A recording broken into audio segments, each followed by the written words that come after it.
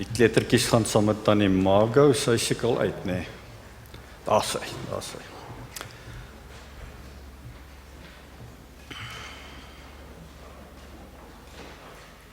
Ek is bly jy is hier. Ek is bly ek is hier.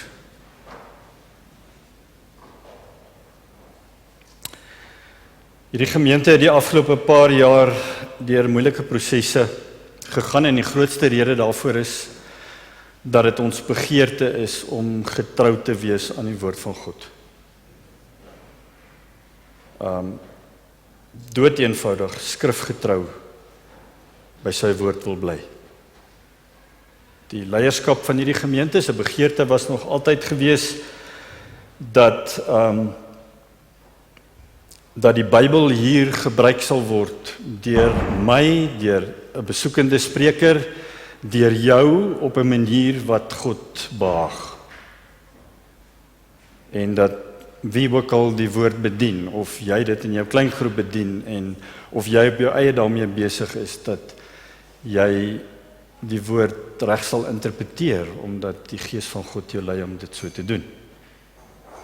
So, dit laat my nie net beter slaap nie, maar dit gee hopelik ook vir elkeen van julle wat hier sit, elkeen in hierdie gemeente of in hierdie kerk die gemoedsrus, om te weet dat ons julle nooit deel wil maak van 'n kerk wat mislei word nie. En die gemeente het 'n wonderlike geskiedenis van die pad wat die Here die afgelope klompie jare, amper 35 jaar met hierdie gemeente gestap het. Wonderlike geskiedenis. Daar is so baie dinge wat gebeur het, waarvoor ons die Here wil eer, en elke dag kan eer, en waarvoor ons baie dankbaar is, maar ons kan nie by die verlede stil staan nie. Ons moet vorentoe kyk. So indien jy getwyfel het, of jy twyfel dalk nog steeds in watse kerk jy moet wees, of waar jy moet aanbid, ek het die Here vertrou daarvoor om ons vandag net weer te herinner aan wat kerk is, en waar kerk vandaan kom, en hoe kerkleierskap lyk. So as ons nie vandag klaarmaak nie, dan sal ons volgende week klaarmaak, maar ek vertrou ons sal klaarmaak. Ek wil graag julle moet blaai na 1 Tessalonisense 1. Kom ek wees sommer dadelik baie braaf, en sê dit net vir die wat dit nog nie weet nie. Hierdie is nie meer 'n NG kerk nie. Dalk is dit nou vir 1 of 2 mense wat hier is 'n verrassing, maar hierdie is nie meer 'n NG kerk nie, en ons glo nie aan titels nie. So, as jy my nog dominee genoem het, of gedink het, jy moet my dominee noem, ons glo nie daaraan nie, ons glo nie dis Bybels nie, ons het nie titels nie. Daar's net een koning, en dis Jesus Christus. En ek moet sê, ek het 'n bietjie gesweet hierdie week, toe ek voorberei het, oor vanoggend se boodskap, want ek is so bevoorreg om deel te wees van hierdie gemeenskap van gelowiges. So bevoorreg om deel te wees van hierdie kerk. Dit is 'n wonderlike gemeenskap van gelowiges, nog altyd. Maar dit is nie 'n menssaak nie. Dit is 'n Godsaak. As ek die dag hier weggaan, en jy mis my te veel, of jy sukkel met nuwe leierskap wat hier in plek kom, dan het ek geval. Dan het ek die Here geval. Alles het al wat in die gemeente gebeur in hierdie gemeente. En dit is dat ons moet altyd weet, Jesus Christus is die koning van hierdie gemeente.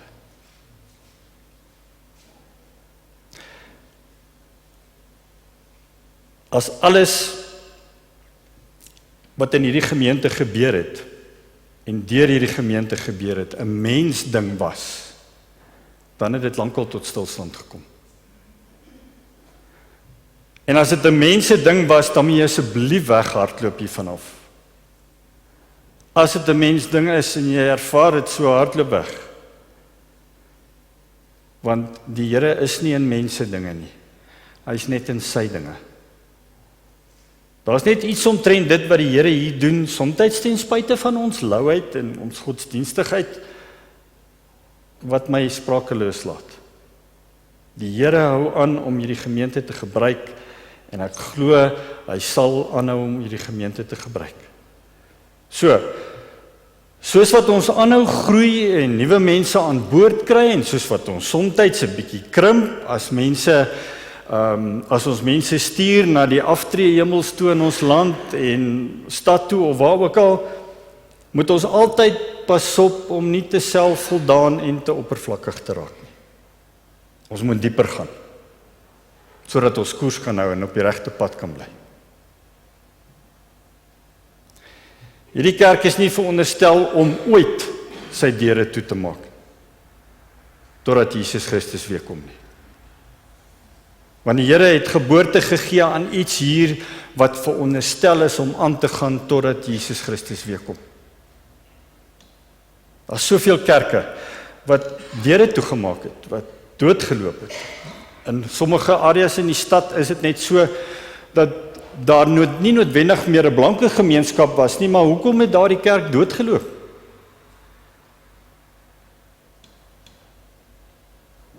As kerkgeboue in ons land wat verkoop is aan die moslems. Nou die gemeente van Thessalonika, waar ons net nou gaan lees, is 'n gemeente waarna ek graag wil kyk, want is 'n gemeente wat nog steeds bestaan. En ek dink is goed dat ons as plaaslike kerk in Ermelo vanoggend kyk na dit wat gebeur het in die kerk van Thessalonika. Julle daarop voorberei vandag. Stel julle self weer eens. Ek wil julle voorberei daarop. Ons gaan in die volgende paar maande gaan ons ouderlinge orden in hierdie gemeente. En diakens. Jy sien, ons het groot geword in 'n kerk waar ouderlinge hier in banke gesit het en waar diakens hier in banke gesit het. Ek dink dit was presies so. Wie van julle onthou watter kant het die ouderlinge gesit? Johan, hierdie kant. Ja, ouderlinge, diakens. Die ouderlinge het saam met die dominee gaan huisbesoek doen en die diakens het by julle gaan julle tiendes haal of julle duisendstes. Dis hoe ons kerk verstaan het. Maar ons is opnuut besig om te kyk hoe kerkbybels werklik werk.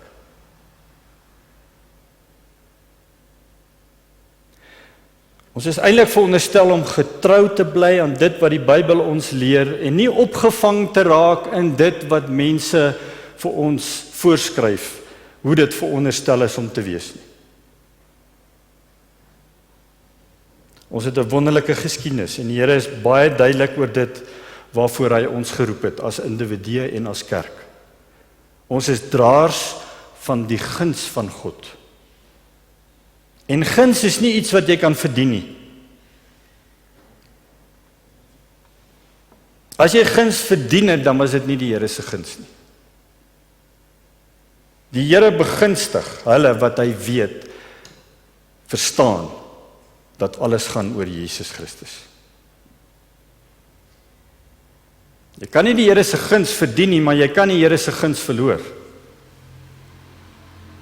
Maar ons gaan vanoggend sien dat in die Bybel dat daar 'n gemeente is wat guns van die Here gehad het en sekerlik nog steeds het. En ons gaan sien dat daar 'n paar dinge is wat uitgestaan het toe Paulus teruggeskryf het aan hierdie kerk, hierdie spesifieke kerk in Thessalonika. Dinge wat ons moet nastreef en sodat ons kan bly beweeg onder die guns van God en die toekoms kan ingaan. Daar staan in Handelinge 9 vers 31 en die gemeente deur die hele Judea en Galilea en Samaria het vrede gehad en terwyl hulle opgebou is en gewandel het in die vrees van die Here. En ons gaan hierdie jaar praat oor die vrees van die Here. Terwyl hulle gewandel het in die vrees van die Here en die vertroosting van die Heilige Gees, het hulle vermeerder. In die message staan dit so mooi. All over the country, Judea, Samaria, Galilea, the church grew. They were permeated with a deep sense of reverence, eerbied, for God. The Holy Spirit was with them, strengthening them. They prospered wonderfully. Dis 'n prentjie van die kerk wat die guns van die Here beleef. En ek het dit gesê, en ek sal dit aanhou sê, ek is lief vir Jesus. En ek is lief vir sy kerk. Jy kan lief wees vir die kerk, maar nie lief wees vir Jesus nie. Daar's baie kerke reg oor die wêreld wat baie lief is vir die kerk en lief is vir die mense en lief is daarvoor om diensbaar te wees. Maar hulle verstaan glad nie dat dit alles aan Jesus behoort nie en dat dit alles oor hom gaan nie. Jy kan lief wees vir die kerk en die mense saam met wie jy elke Sondag hier is. Jy kan lief wees vir die mense saam met jou. Jy kan kuier saam met hulle. Jy kan lief wees vir die mense wat leiding neem in die kerk. Jy is dalk lief vir die koffie en die koekies, maar jy kan lief wees vir die kerk sonder om Jesus lief te hê. Maar jy moet weet, jy kan nie lief wees vir Jesus sonder om die kerk lief te hê nie. En die kerk gaan nie oor mense nie. Die kerk is mense wat weet alles gaan oor Jesus. Want as dit gaan oor mense, dan gaan dit mos oor my. Dit gaan oor ons. Terwyl die Bybel baie duidelik daaroor is dat dit alles gaan oor Jesus. Die kerk is nie die middelpunt van God se plan nie. Jesus is die middelpunt van God se plan. Maar die kerk is sentraal tot God se plan. Jesus is die middelpunt van God se plan en ons is daarbey betrokke as kerk. En ons is nodig in God se plan wat alles oor Jesus gaan. Ek was nog altyd mal oor die hartklop van hierdie gemeente. En die duiwel het al die hartklop van hierdie gemeente probeer onderdruk en doen steeds. Maar ek kon dit nog nooit regkry nie.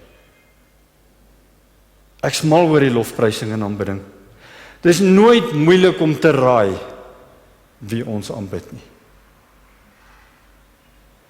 Maar dit gaan nie net oor wat hier gebeur op 'n Sondagoggend nie. Dit gaan oor wat elke dag gebeur in ons lewens waar ons ook al is.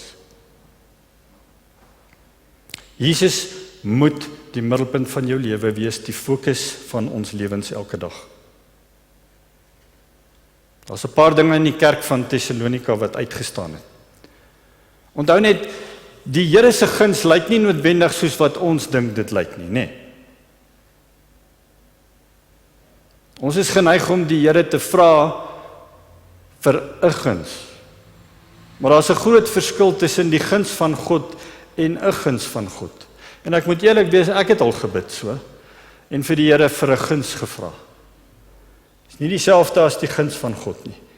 Die guns van God is dood eenvoudig die waarborg, luister baie mooi, die waarborg dat sy teenwoordigheid en die voorsiening van sy krag sy doel sal verwesenlik in my, in jou, in die kerk.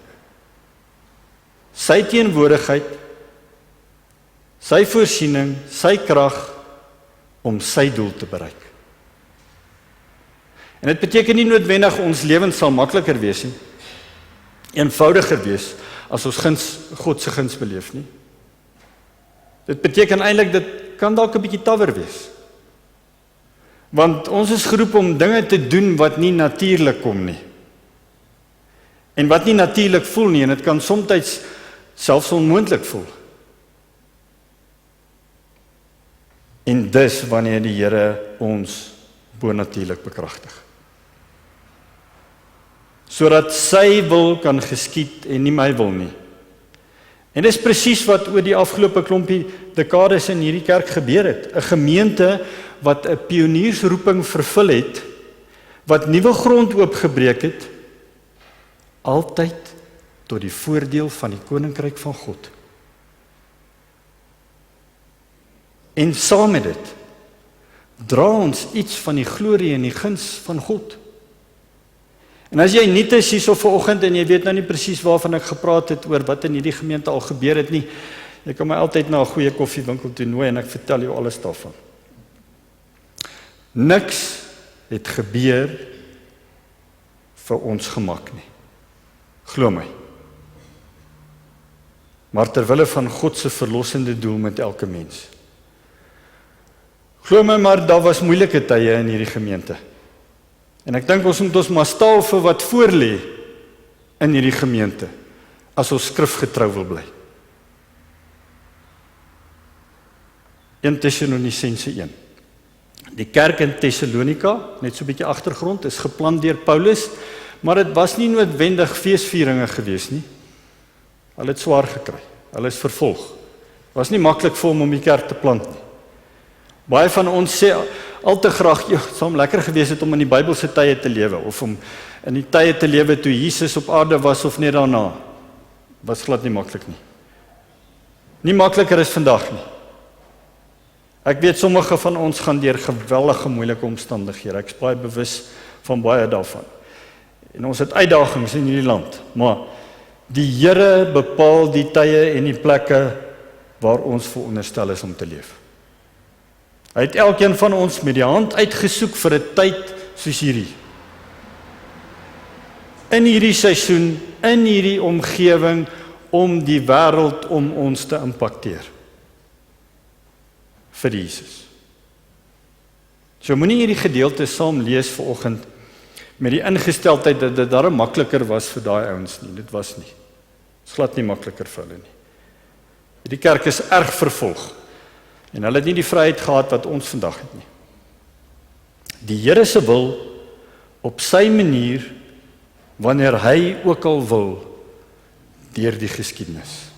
Dis maar hoe dit nog altyd gewerk het. Dit was deur die geskiedenis. Ons moet altyd ingestel wees om die Here se stem te hoor, om te hoor wat hy vir ons wil sê en wat hy vir ons sê om te doen. En as hy sê, wat ook al dit is, lampstander, dan moet ons lampstanders wees. Ermelo-Oos, lampstander.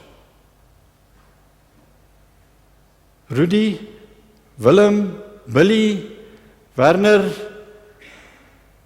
Dani, Krishna, lampstanders. Maak nie saak wat die omstandighede is nie, maak nie saak wat die druk is nie. Wees die lig op die berg. Selfs al is daar vervolging, sê die Here, sal hy 'n lampstander in posisie plaas wat helder sal skyn om die mense te bereik, selfs hulle wat hom weerstaan.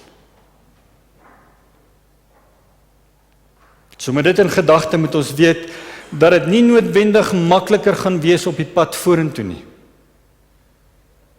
Maar die planne en die doelwitte van die Here is net dat ons sal hoor wat hy sê en dat ons sal doen wat hy sê.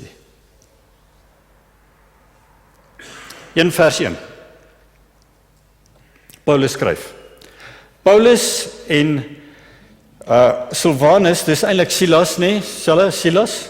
Paulus, Silas en Timoteus aan die gemeente van Tessalonisense, wat in God die Vader en die Here Jesus Christus is.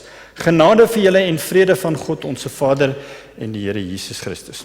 Let op net, Paulus skryf hier, maar hy sê Paulus, Silas, Timoteus. Wie skryf hierdie brief? Paulus. Hoekom sluit hy Silas en Timoteus in as hy sê van wie af hierdie brief kom? Want hy sê dit en hy sê dit baie keer in die Nuwe Testament. Hy bewys dit oor en oor. Die Here is die Here van 'n span. Van 'n span. Die Here wil nie een persoon moet dit doen nie. Hy werk nie deur een persoon nie. En kan ek sommer net sê, hy werk ook nie net deur een kerk of een gemeente nie. Hy werk deur mense en God is 'n God van span. Teamwork makes the dream work. Almal vir een vir almal. En Paulus het dit verstaan en hy sluit sy span in toe hy aan hierdie gemeente skryf. Hy sê, Paulus, Silas, Timotheus, ons skryf nou. En dis hoekom hier niemand is, hier nie iemand is met 'n titel nie, né? Ons sien dit ook hier baie duidelik, wat die kerk se leier is nie, daar's 'n span. En dis hoekom almal van ons saam 'n span van heiliges is, waarvan Paulus gereeld praat. Met verskillende gawes, verskillende take, verantwoordelikhede. Ons is die Here se spanspelers. Hy wil almal van ons gebruik om deur ons almal uitdrukking te gee aan wie hy is. Dis mooi, né? Hy wil almal van ons gebruik om deur ons as 'n span uitdrukking te gee van wie hy is. Dan skryf Paulus verder, hy sê, in dieselfde vers, hy sê, genade vir julle en vrede van God ons Vader en die Here Jesus Christus. En dan sê hy in vers 2, ons dank God altyd oor julle almal as ons aan julle dink in ons gebede en onophoudelik in gedagte hou die werk van julle geloof. Niks kom na ons toe as ons nie in geloof uitstap nie. So ons uitdaging sal altyd wees in hierdie gemeente om die Here se stem te hoor en om geloof uit te stap, al maak dit nie altyd sin nie. En al kry ons teenkanting. Om ja te sê vir wat die Here sê. Dis geloof waarin die Here behaag het. Hoeveel van ons opereer absoluut in alles in geloof? Of hoop ons geskiedenis sal ons deurtrek in die toekoms? Ons kan nie in vrees funksioneer nie, ons kan net in geloof funksioneer. Vrees neem toe in die afwesigheid van geloof, weet dit. Vrees sal toeneem in die afwesigheid van geloof. En Paulus skryf aan hierdie gemeente en hy prys hulle en hy sê oor dit wat hulle in geloof gedoen het. En dan sê hy, ons hou in gedagte die arbeid van julle geloof, die werk van julle geloof. Hy sê, ons hou in gedagte ook die arbeid van julle liefde.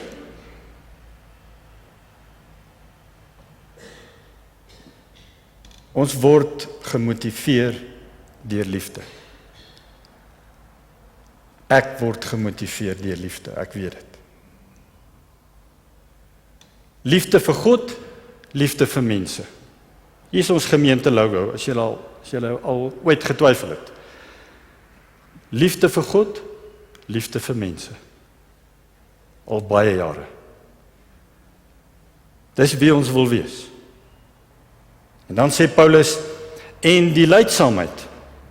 Hy sê, ons hou ook in gedagte, die lydsaamheid van julle hoop op ons Here Jesus Christus. Hoop op Here Jesus Christus.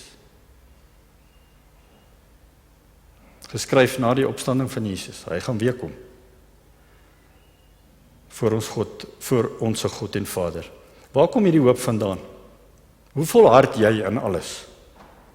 En waar kry jy die moed vandaan? Hoe kry jy dit reg om aan te gaan onder moeilike omstandighede? Hoe kry jy dit reg om aan te gaan wanneer dinge net nie wil regloop nie? Waar kom ons hoop vandaan? Paulus sê nie hulle moet hoop op hom wat die kerk geplant het nie, om op hom as die voorloper in die kerk nie, of dat hulle geïnspireer moet word deur die leiers van die kerk nie, en dat ons hoop moet verkry uit al die deurbrake wat daar in die verlede al plaasgevind het nie, nee.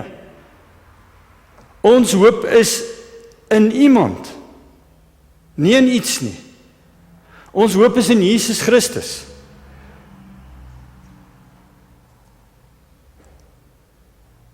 Wat is die enigste hoop vir die mense wat dag en nag saamdrom om hierdie kerkgebou? En al hierdie dwelmhuise. Wat is hulle enigste hoop?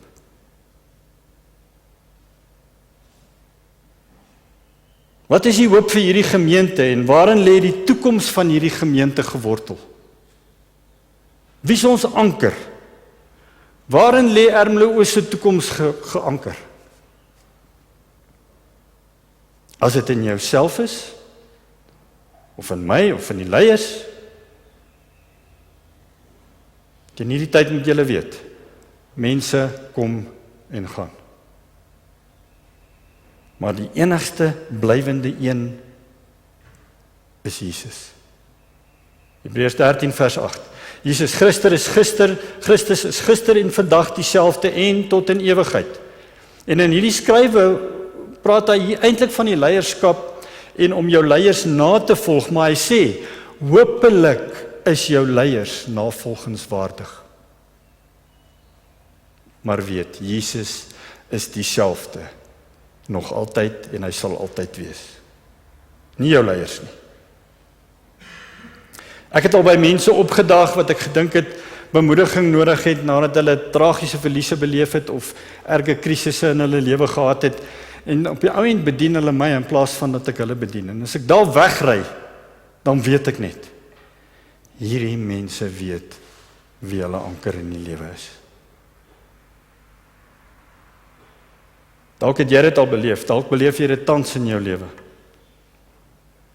Maar wat ons uitdagings ook al is, ons gaan nie hoop hê as dit nie in Jesus Christus is nie. Hy is die middelpunt van alles in ons lewe.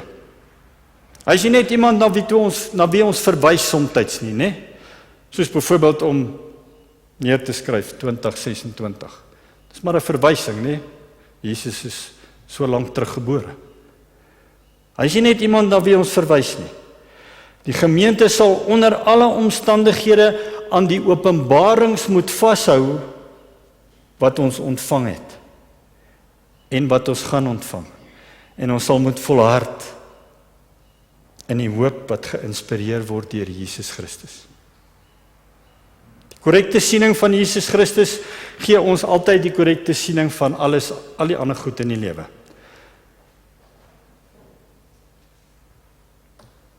As jou siening van Jesus verkeerd is, sal jy sukkel met al die ander dinge in die lewe. Jesus is nie net vir Kersfees nie. Hy is vir elke dag.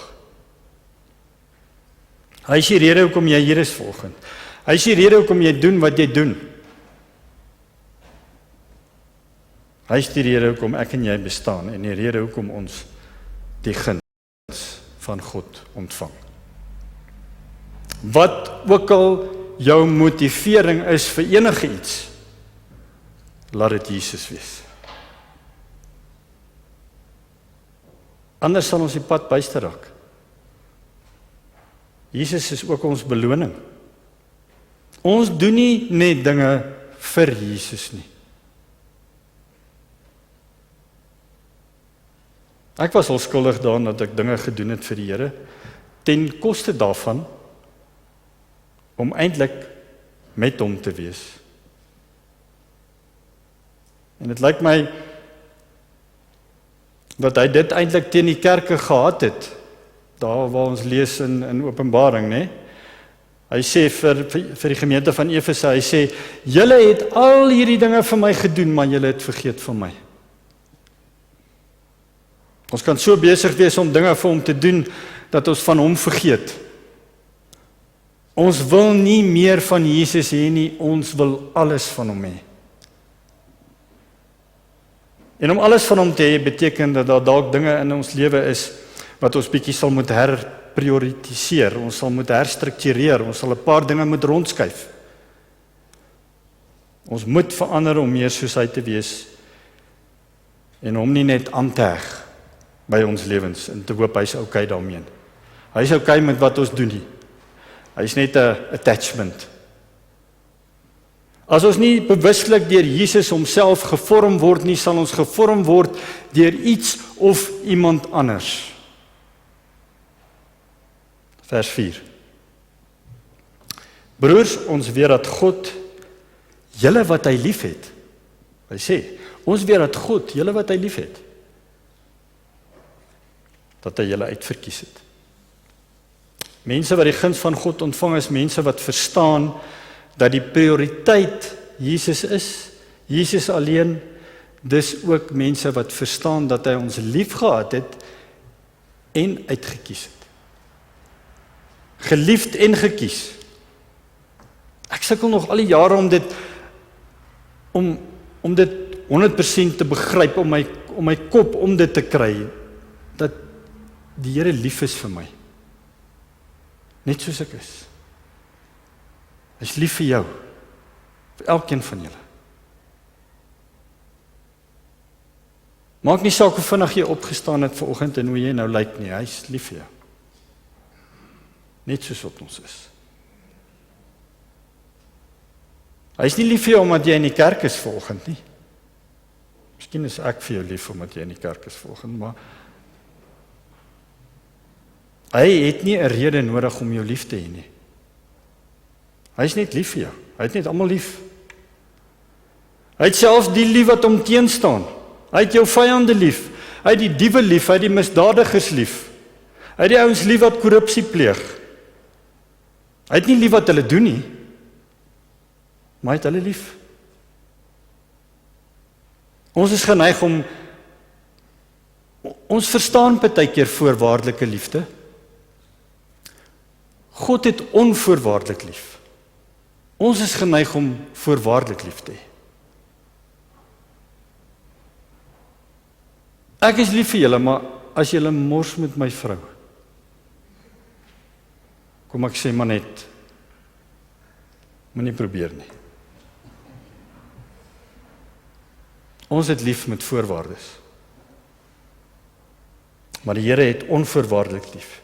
Die Here het voorwaardes om gered te word, maar hy het nie voorwaardes om lief te hê nie. En dit is so belangrik vir ons om dit te verstaan. Jy sien, wanneer ons sit al 20, 30, 40 jaar in die kerk en ons dink nog steeds ons moet presteer vir die Here om ons lief te hê. Het ek goed genoeg gedoen? Doen ek goed genoeg?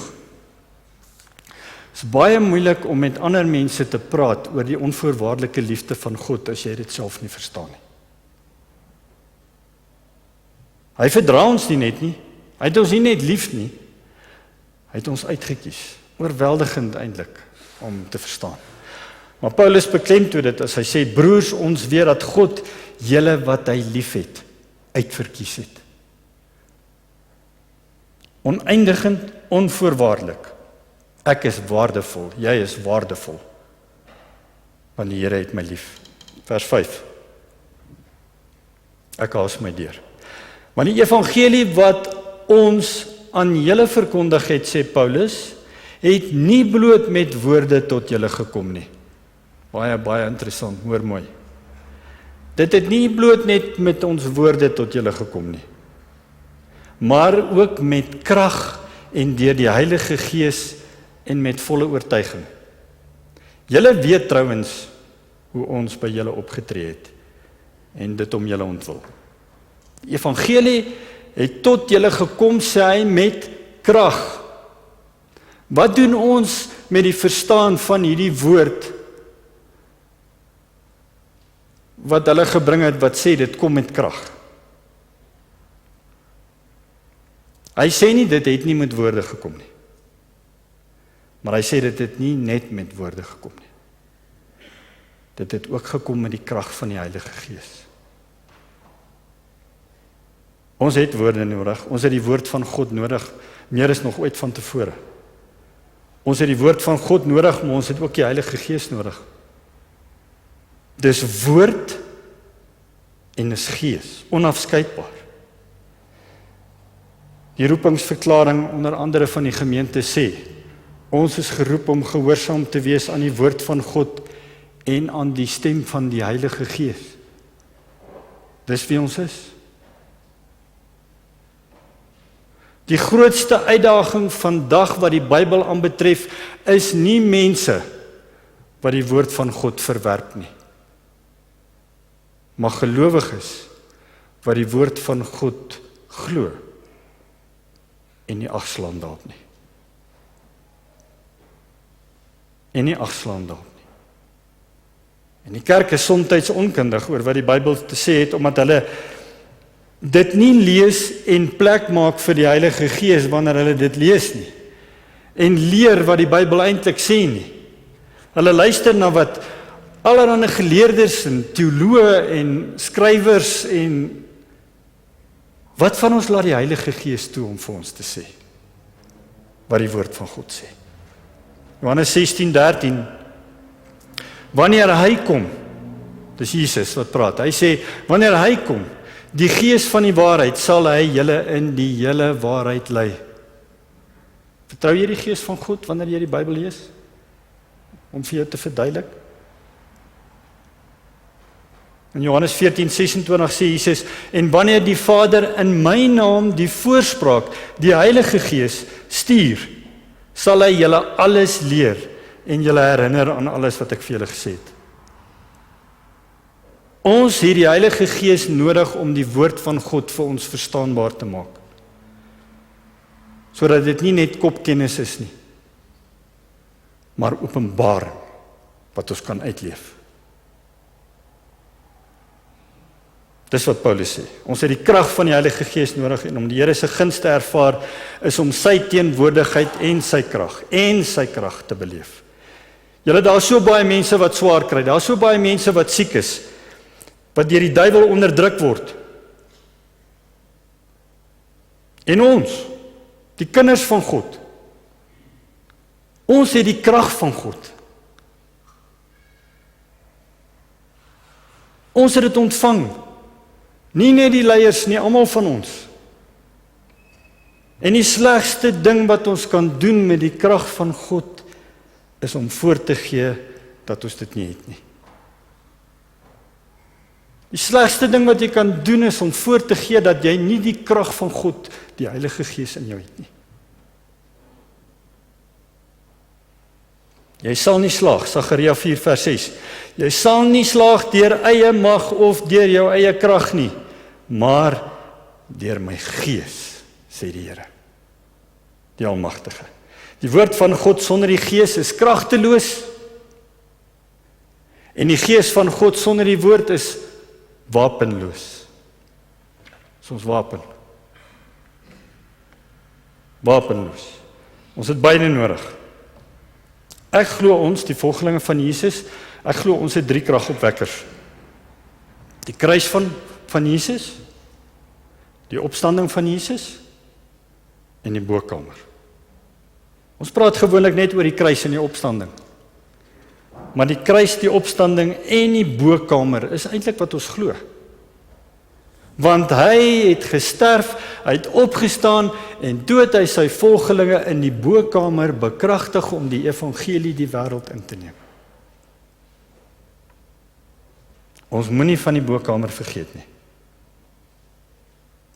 Wanneer ons net oukei is met die bonatuurlike, maar dit nie ervaar nie, dan is ons baie geneig om die natuurlike te verhef tot die bonatuurlike. Gaan nou verduidelik. Dis wat soms gebeur in die kerk. Wanneer mense nie die bonatuurlike ervaar nie, begin hulle geloof maar plaas in die natuurlike. In mense, in dominees, in pastore, in kerke. En die Here sal altyd die natuurlike skud en uitsif om vir ons te wys wie die bonatuurlike is. So begin mense hulle geloof plaas in gemeenteleiers of in kerke, omdat die goddelike bonatuurlike krag nie altyd reg ervaar word nie. Ek kan vir julle baie gemeenteleiers se name en bedieninge opnoem vandag wat erg geskit is oor die afgelope 5 jaar. Skandale wat geopenbaar is.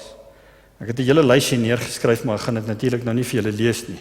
Maar al wat ek kan sê is, mag die Here my bewaar. Mag die Here Ermelo Oos bewaar. Die Here sal altyd die natuurlike skud en dit openbaar wat vals is, om vir ons te wys wie werklik bonatuurlik is en wat bonatuurlik beteken. En nou is my vraag vanoggend waarmee ek worstel. As ons glo in die bonatuurlike krag van God, hoekom ervaar ons dit nie gereeld nie en hoekom is dit nie 'n lewenswyse nie?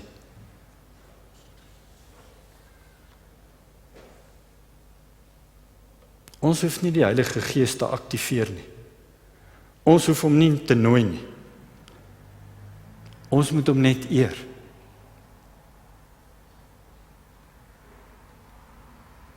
As ons ruimte maak vir hom en hom eer in ons lewe, in elke situasie en in elke plek waar ons kom, in die kleinste en die grootste dinge in ons lewens, sal ons stom staan om te sien wat hy kan doen.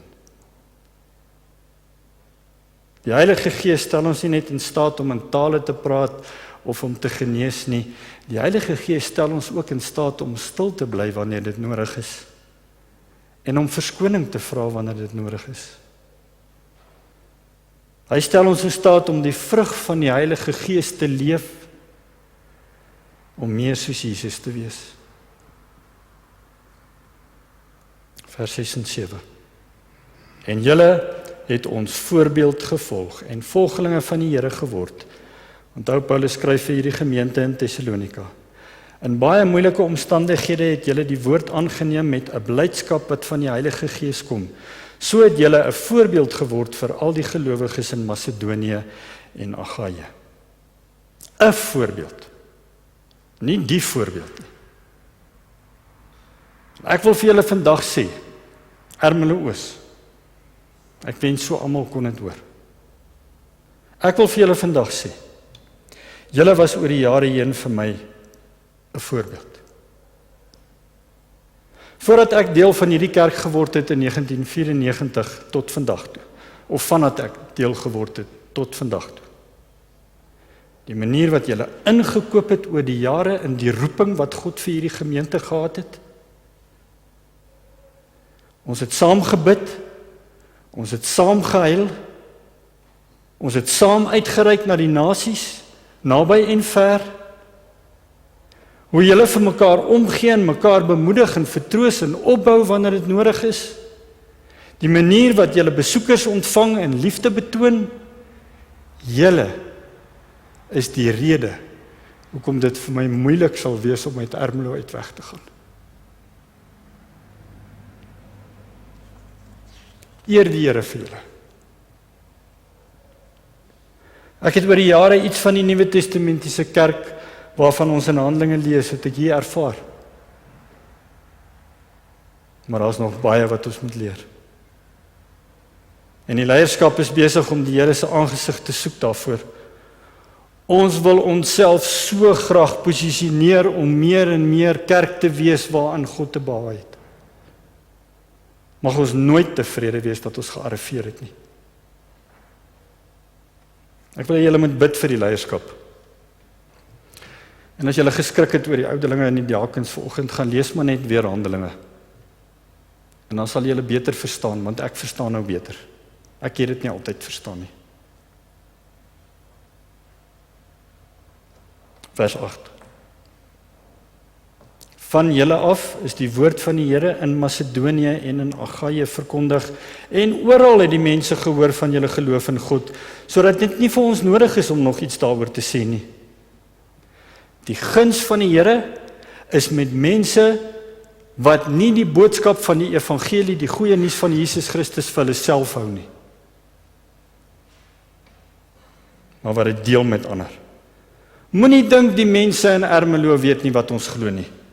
Moenie dink die mense wat in hierdie huise hier al om die kerk prostitusie en dwelmhandel dryf weet nie wat ons glo nie.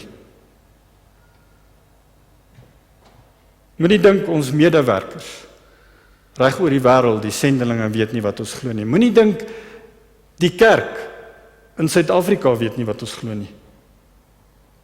Hulle weet. En ons wil hê nog meer mense moet dit weet. Veral wanneer hulle dit nie wil weet nie. Ek eer die Here vir die mense van Ermelo-Oos wat deur die week en Sondag na Sondag in hierdie donker area inry en kom parkeer hier binne.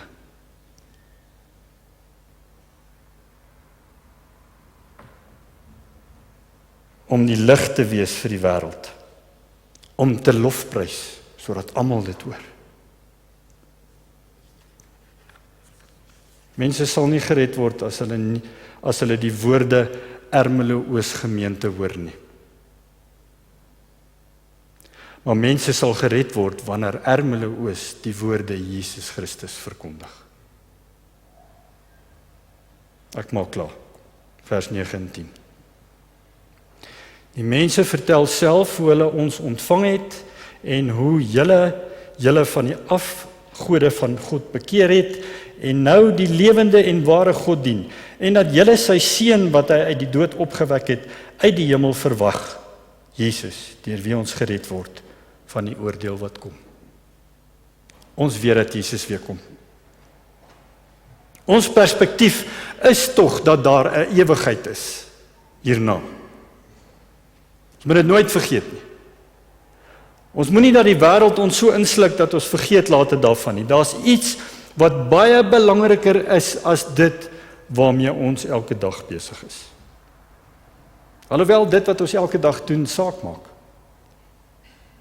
En sal saak maak vir ewig.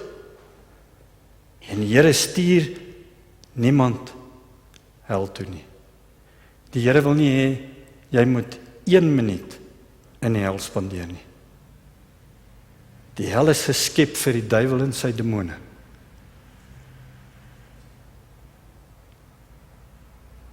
En daarom het die Here 'n reddingsplan vir elke mens op aarde in werking gestel, sodat ons nie hel toe hoef te gaan nie. Maar die Here het vir ons die keuse gegee om te kies waar ons die ewigheid wil spandeer. Jy kies waar jy die ewigheid spandeer, nie die Here nie. En hy het alles in sy vermoë gedoen om dit vir ons moontlik te maak om so toe te gaan. So ek wil afsluit met die vraag. Ons is baie keer so gefokus op hierdie vraag, as jy vandag sou doodgaan, waar gaan jy ewigheid spandeer? Maar ons vergeet om die vraag te vra. As jy môreoggend wakker word, vir wie gaan jy leef?